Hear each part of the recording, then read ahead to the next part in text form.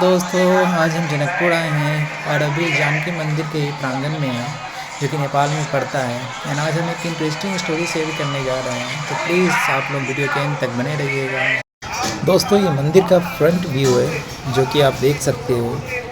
ये कॉम्बिनेशन है इस्लाम and Nepali Hindu architecture का, और ये ऐसा इसलिए क्योंकि इसका निर्माण मुग़ल के समय पे ही हुआ। मंदिर के पूरे एरिया की बात करें तो ये ऑलमोस्ट 1500 स्क्वायर मीटर में फैला हुआ है, और इसमें सिर्फ मार्बल एंड पत्थर का यूज़ किया गया है। अगर हम थोड़ा क्लोज करें तो आप देख सकते हो, कुछ इस तरह से दिखता है। मेरे बैकग्राउंड में आप लाउड स्पीकर का आवाज़ महसूस कर सकते हो, क्योंकि यहाँ पे बगल में प्रवचन हो रहा है। तो चलिए आपको प्रवचन की कुछ झलक दिखाते हैं। भगवान सोचा कहाँ जाऊँ बोले जा। अब हम मंदिर के प्रथम मुख्य द्वार से मंदिर के अंदर की ओर प्रवेश कर रहे हैं। इस मंदिर का निर्माण तिकमगढ़ की रानी वृषाभानु ने कराया था, और उस समय इस मंदिर को बनाने में लगभग 9 लाख रुपए लगे थे। इसीलिए इसे नौलखा मंदिर भी कहा जाता है। तो दोस्तों, आप मेरे सामने यहाँ देख सकते हो, ये जो मंदिर है वहीं पे माता सीता की प्रतिमा विराजमान है। तो चलिए अब मंदिर के अंदर की ओर हम प्रस्थान करते हैं।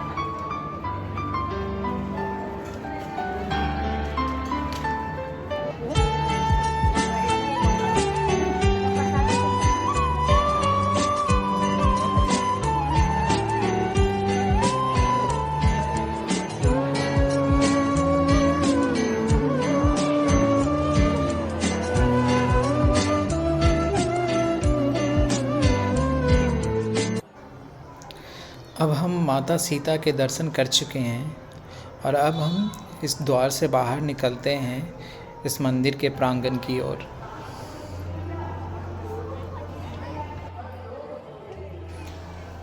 अपने पूर्वजों एंड एपिक्स की माने तो रामायण के समय राजा जनक विदेहा साम्राज्य पे शासन करते थे, इसी स्थान से, जो कि आगे चल के इसका नाम पड़ा था जनकपुर, अर्थात जनक की नगरी। और यहीं पे राजा जनक नंदिनी जानकी अर्थात माता सीता ने भगवान राम को अपने जीवन साथी के रूप में चूज किया था, क्योंकि शिव धनुष तोड़न का आयोजन इसी स्थान से किया गया था, जो कि हम सभी बचपन से रामायण एपिक में देखते आए हैं। जब हम जनकपुर की बात कर रहे हैं तो सन्यासी सूर्य किशोरदास जी को कैसे भूल सकते हैं। तो आइए उनके योगदान की व्याख्या करते हैं। 1657 में सन्यासी सूर्य किशोरदास जी को यहाँ पे माता सीता का गोल्डन स्टैचू मिला था। इनफैक्ट सूर्य किशोरदास जी इस मॉडर्न जनकपुर के फाउंडर थे।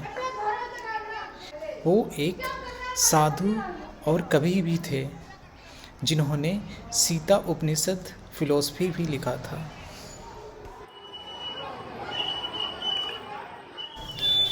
दोस्तों, यहाँ पे एक छोटा सा म्यूजियम भी है, तो चलिए उस ओर हम प्रस्थान करते हैं।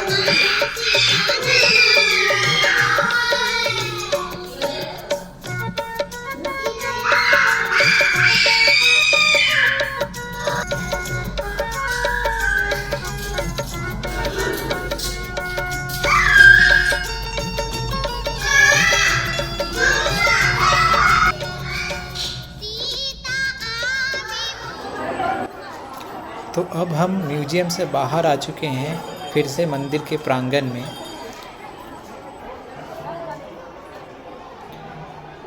जैसा कि आप देख सकते हो इस भवन में कई सारे दरवाजे हैं। तो पूरे भवन की बात करें तो इसमें लगभग 60 कमरे हैं जिसका अलग अलग उपयोग है।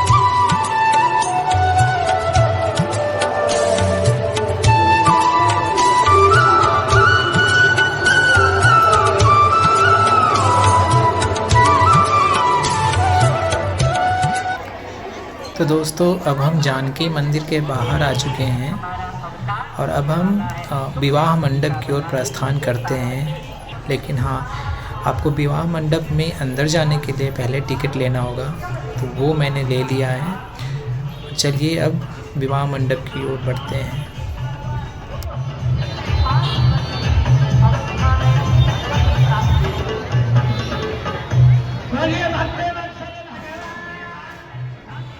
तो दोस्तों आप जो सामने देख रहे हो वही विवाह मंडप है जहाँ पे प्रभु श्री राम और सीता का स्वयंवर हुआ था। तो बेसिकली ये अमर सिंह थापा द्वारा इसे रिकंस्ट्रक्ट किया गया है नेपाली आर्किटेक्चर में।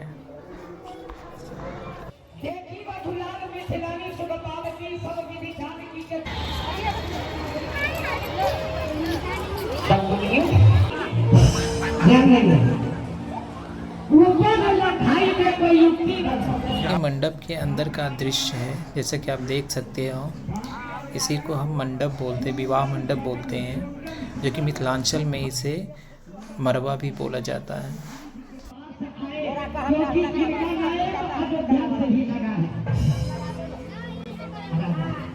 आज भी हमारे सरकार नृत्य क्रिया करके गुरु जी के पास चल रहे हैं।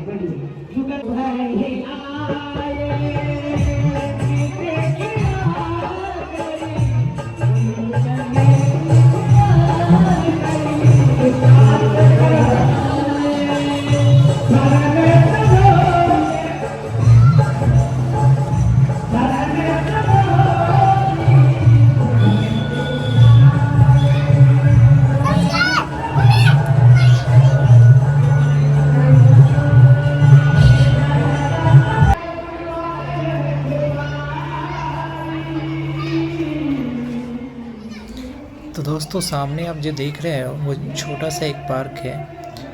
आप इसे फ़ोटोशूट करने के लिए यूज़ कर सकते हो।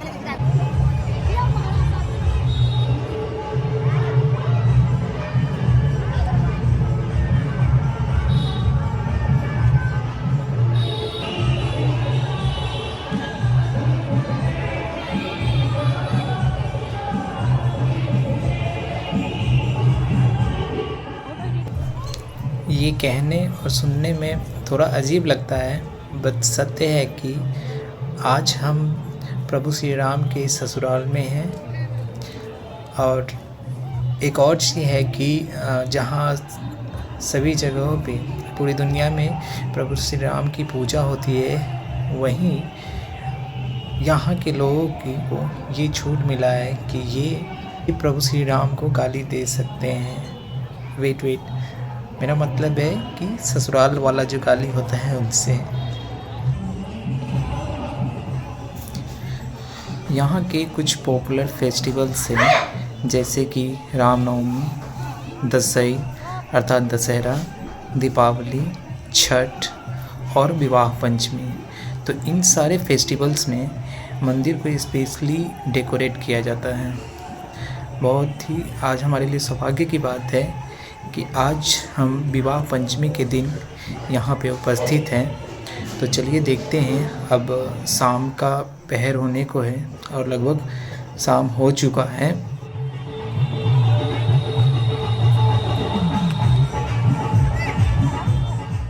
देखिए अब लाइटिंग में कुछ थोड़ा सा डिफरेंट दिखेगा मंदिर का लुक।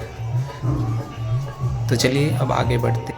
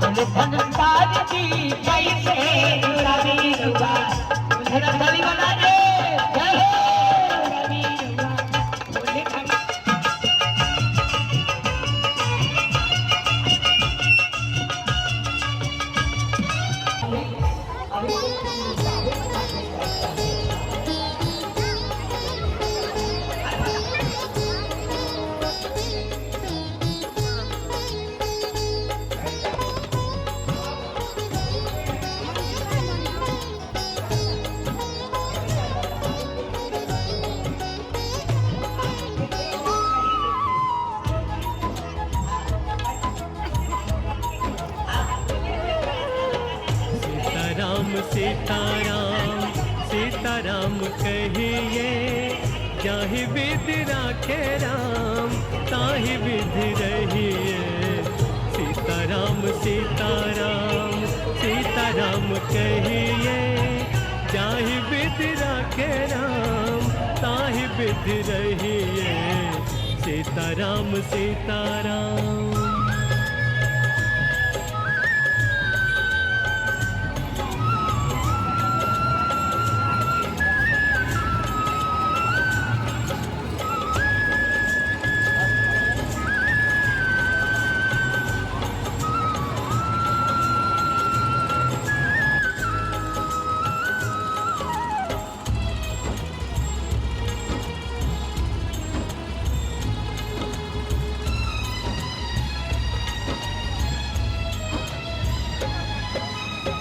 मुख में हो राम नाम, राम सेवा हाथ में।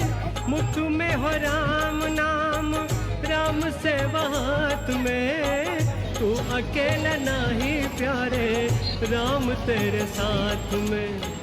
तू अकेला नहीं प्यारे, राम तेरे साथ में।